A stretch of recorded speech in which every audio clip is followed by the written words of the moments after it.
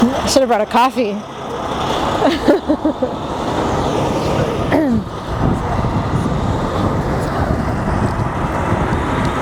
I have you for about another 20 minutes. Is that okay? Yeah, it's fine. I'm fine. Great, thank you. So for this piece with Sandra, it was really good that we were able to work together pretty much the entire time. I'd say 90% of the time we were working on that mural, we were both on site at the same time. And that was rare because it took us almost 2 months to paint that piece, just because the wall over there is so damaged, and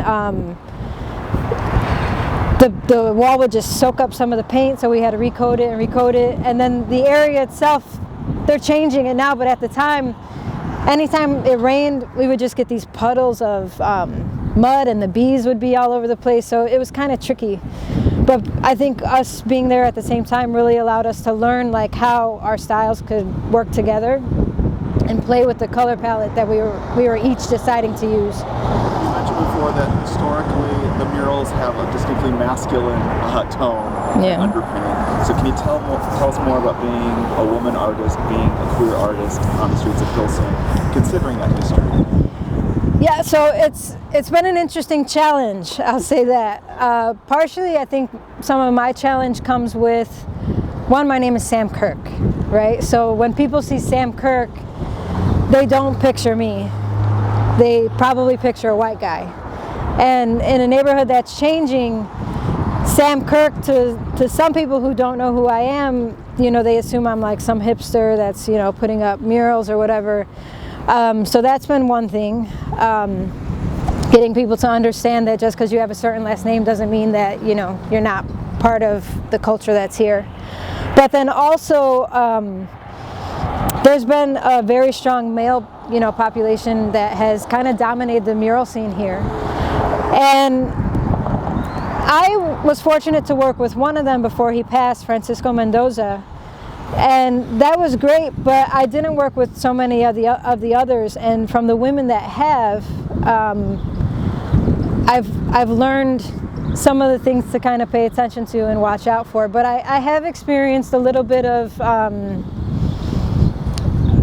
unexpected competition, for sure. I have heard, you know, a couple things about my style. There is one artist in particular that bashed one of my murals on Facebook. He took a picture of it, walked right past it while we were painting it, then went on Facebook and bashed it.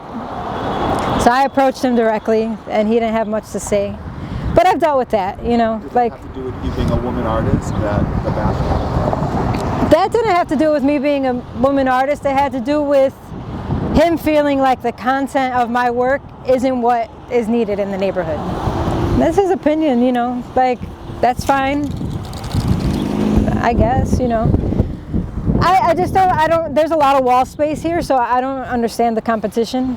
There's a ton of wall space. I think what it comes down to is the funding.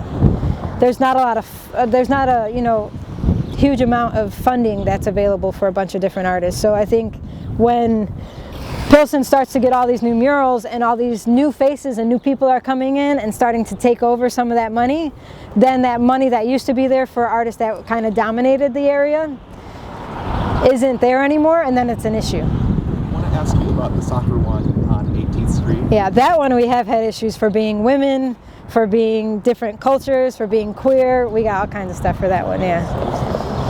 I'm going to restart there for a second, because that's a